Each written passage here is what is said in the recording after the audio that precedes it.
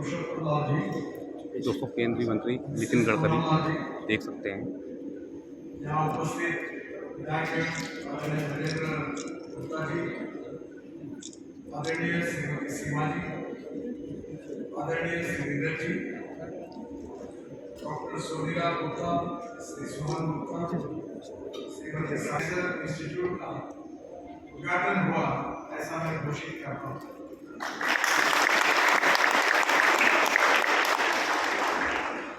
जब मुझे इस कार्यक्रम के लिए आमंत्रण देने के लिए डॉक्टर पुरुषोत्तम लाल जी और पूनम जी आई थी, तब मैंने उनके कहा कि मैं मेडिकल साइंस के बारे में जानना नहीं जानता और आप किसी अच्छे डॉक्टर को बोले। मुझे ऐसा लगा कि आजकल मुझे भी 7 डिग्री मिली है, डॉक्टरेट मिली है।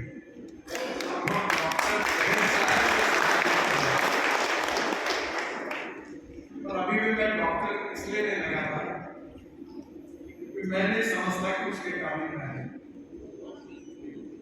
एक इम्पोर्टेंट चीज है कि कुछ ही दिन पहले, 2 महीने पहले, मेरे बड़े बहन की लड़की, मेरी भांजी, उसका कैंसर से पूना में डेथ। वो पूना यूनिवर्सिटी में इंग्लिश डिपार्टमेंट की डिपार्टमेंट थी, पीएचडी और उसको मिली थी और 48 साल का उसका है। अनेक बार ये कैंसर के कारण कितने बड़े प्रमाण पर हमारे प्रियजन जो है वो अनेक लोगों की मृत्यु हुई है और स्वाभाविक रूप से हमारे देश की एक बहुत बड़ी गंभीर समस्या है। और इसलिए कैंसर होने के बाद जो उपचार होते हैं उसके लिए हमने काफी बड़े प्रमाण पर हॉस्पिटल से मिले। तो मैं डॉक्टर पुरुषोत्तम लाल जी से अनुरोध करूंगा, प्रिवेंटिव डिटेक्शन के लिए शुरुआत में ही कैंसर के जो पेशेंट है उनका डिटेक्शन अगर हो जाएगा तो काफी लोगों की जान बचाने में हम सफल होंगे।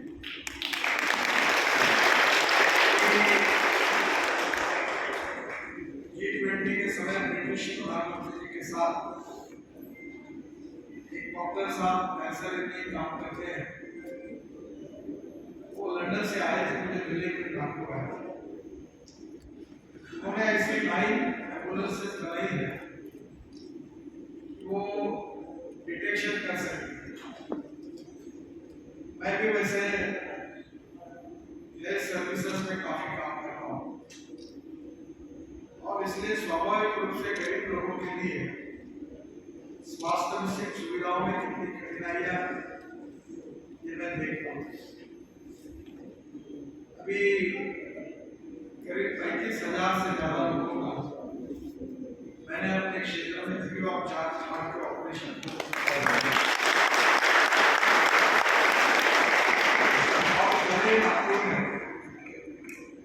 मैंने अपने मार्ग अस्पताल में एक डायग्नोसिस सेंटर का उद्घाटन किया।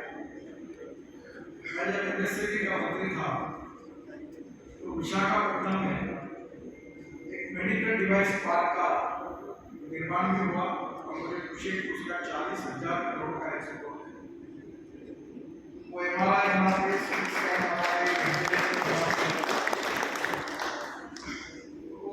वो सभी लोग मेरे पास आए और मैं मुझे आग्रह किया कि हम आपके लिए कुछ करना चाहते हैं। आपके घर हमारा ये मेडिकल डिवाइस पार्क बड़ा अच्छा पार्क हुआ है। मैंने उनको कहा कि मुझे तो कुछ चाहिए नहीं, पर अगर आप कर सके मुझे एमआरआई, सीटी स्कैन, पैथोलॉजी की लेबोरेटरी की इक्विपमेंट दे सकते हैं। उन्होंने मुझे एमआरआई दिया, सीटी स्कैन दिया और हमने कल घोषणा की कि एमआरआई 1,500 रुपये में, 1,000 रुपये में होगा और सीटी स्कैन 600 रुपये में होगा।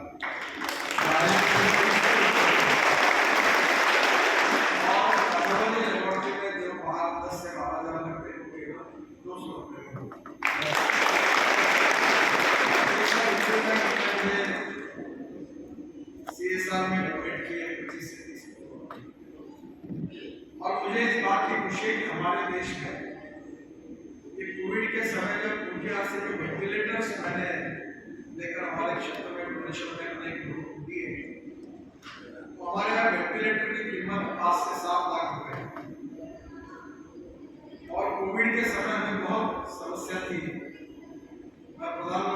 पास गया था तो मुझे पूछना पड़ेगा आपको पता है देश में कितने वेंटिलेटर्स हैं? मैंने कहा 3-4 लाख हो गए। उन्होंने कहा केवल 17,000 वेंटिलेटर्स और उस समय जो वेंटिलेटर्स उन्होंने दिए वो केवल 47,000 रुपए में दिया और अभी तक 2 साल में एक भी कंप्लीट नहीं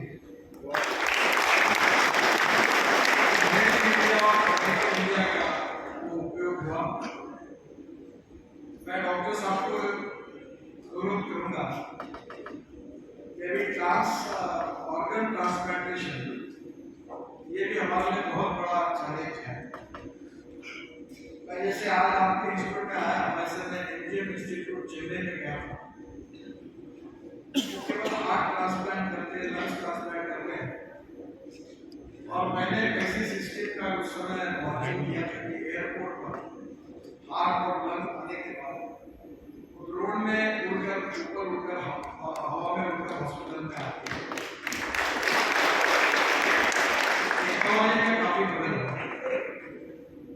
मैं भी विश्वास रखता हूँ, मैं अपने मित्रों को भी अनेक बार ये कह रहा हूँ, two important philosophies. One is knowledge as a power. Innovation, entrepreneurship, science, technology, research, skill, and successful practices. We name it as knowledge. And conversion of knowledge into wealth in the future. And the second important philosophy which I always feel, that no material is waste and no person is waste.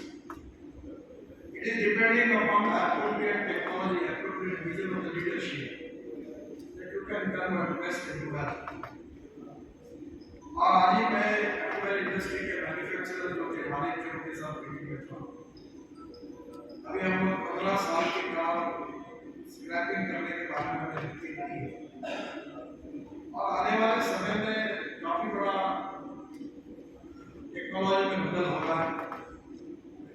आज मैं मेरे driver को कह रहा था कि आज hydrogen की गाड़ी लेकर क्यों नहीं गई, क्योंकि मैं हाइड्रोजन बनाने के लिए गाड़ी फरीदाबाद में इंडियन ऑयल इंस्टीट्यूट में बेचता हूँ। हाइड्रोजन का चलने वाली गाड़ी उसका उपयोग करने का सौभाग्य और मैं तो अभी इलेक्ट्रिक और हाइड्रोजन की गाड़ी में बैठता हूँ और अभी हमारे देश में हमने बहुत प्रयास करके इस देश का हिस्सा इस देश के फॉसिल फ्यूल का दे सकते हैं। Ethanol, methanol, biodiesel, bio LNG, CNG, bio LNG, electric, methanol, अब इथेनॉल पर कोयले से बनता है उसका काम चल रहे हैं। पोल्यूशन एक बहुत बड़ी समस्या है और जैसे जैसे प्रगति और विकास हो रहा है तो हमारे यहाँ पोल्यूशन हमारे लिए बहुत गंभीर समस्या है। हमारे सोसाइटी के और देश के 3 इंपॉर्टेंट पिलर्स है, one is ethics, economy, ecology and environment. और विशेष रूप से हमारे यहाँ केमिकल फर्टिलाइजर और पेस्टिसाइड्स के कारण हम लोग जब फल फूल सब्जियां और अनाज खाते हैं उसके कारण ही कैंसर का प्रादुर्भाव होता है, सब लोग अनुभव के साथ कह रहे हैं। और इसलिए air pollution, water pollution and sound pollution से मुक्ति दिलाने बिना हम लोगों को स्वास्थ्य की अच्छी सुविधा नहीं दे सकते। आजकल वर्ल्ड में इसकी बहुत चर्चा हो रही है। भूटान के प्रधानमंत्री जी ने यूरो में जो भाषण दिया उसमें उन्होंने जो भाषण दिया उसकी चर्चा दुनिया में हो रही है और उन्होंने ये कहा कि डोमेस्टिक हैप्पी ह्यूमन इंडेक्स, और इसका सीधा मतलब है कि हमारे लोगों के लिए सस्टेनेबल डेवलपमेंट के साथ एजुकेशन में, हेल्थ में, इंफ्रास्ट्रक्चर में, पावर में और इकोनॉमी में रहने के लिए रोटी, कपड़ा और मकान के साथ हम लोगों के जीवन को सस्टेनेबल कैसे बना सकते हैं। और इसलिए स्वाभाविक रूप से health services, education, infrastructure, water, power, transportation, इसके साथ ऑर्गेनिक फार्मिंग और पेस्टिसाइड और फर्टिलाइजर को छोड़कर काम करने की आवश्यकता है। मैं प्रायः किसानों में काम करता हूँ और इसलिए मैं विश्वास के साथ ये बता सकता हूँ कि ये कोई कठिन है, असंभव नहीं है। we need to create awareness in the mind of the people. और वो काम करेंगे तो शायद हमारे हेल्थ की प्रॉब्लम कम हो। मैं डॉक्टर साहब को और एक आह्वान करूँगा कि अगर हम लोग कैंसर के बाद तो अपने बहुत अच्छा स्थिति और कैंसर डिटेक्ट करने के लिए हमारे देश में जितनी सुविधा चाहिए उतनी कम। मैंने बीच में काम करते समय हमने इक्विपमेंट लाए थे, तो विशेष रूप से महिला को छाती के ऊपर जब काट लाती थी तो बताती थी। तो हमारे यहाँ हमने गरीब महिलाओं से 2.5 लाख महिलाओं का जब चेकिंग किया तो 2840 महिला कैंसर ग्रस्त हुई। आजकल कैंसर के बारे में ऐसे इंजेक्शन भी आए हैं, वैक्सीन भी आए हैं, जो लड़कियों को देने के बाद तो कैंसर होने की संभावना नहीं है। और ये जो संख्या है वो इतनी बड़ी है। मैं मुंबई से हूँ, महाराष्ट्र से, टाटा के कैंसर इंस्टीट्यूट के वहाँ से जाते समय ऐसी परिस्थिति होती है लोगों को पढ़ने के लिए। मैंने टाटा कैंसर इंस्टीट्यूट को हमारे मुंबई कैंपस में 4 मीटिंग बना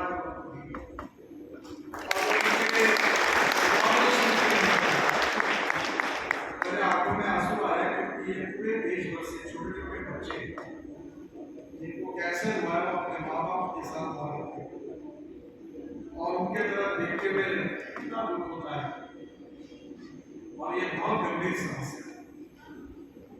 डॉक्टर साहब का इस विषय में अच्छा नॉलेज है।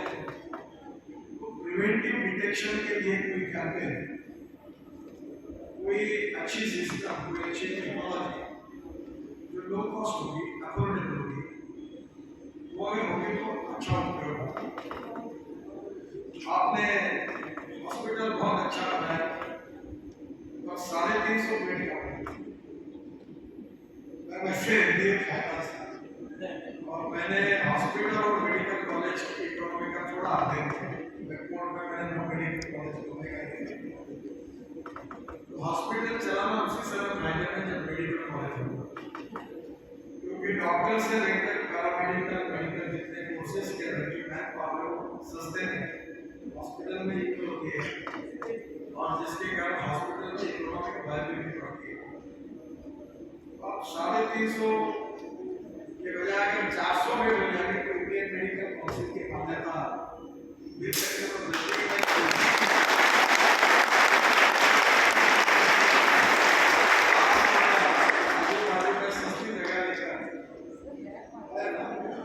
आप मेडिकल कॉलेज की शुरुआत करी है। देश में अभी डॉक्टरों की बहुत कमी है। हमारे यहाँ से बहुत लोग रशिया में, यूक्रेन में इधर उधर मेडिकल के पढ़ाई के लिए गए, जाते बहुत सी समस्या है। और अभी metro is on the way to open up a medical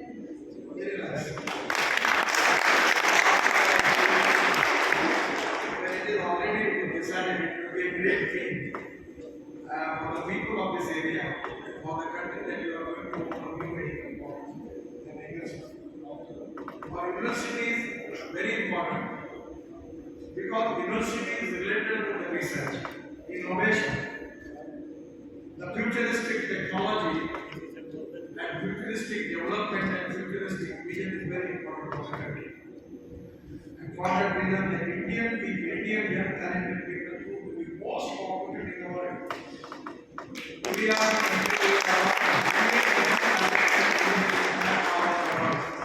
that is to be great stake for the country. Even in the doctor, out of 10 doctor in UK and USA, 5 to 6 belongs to India. And that is to be great thing for us.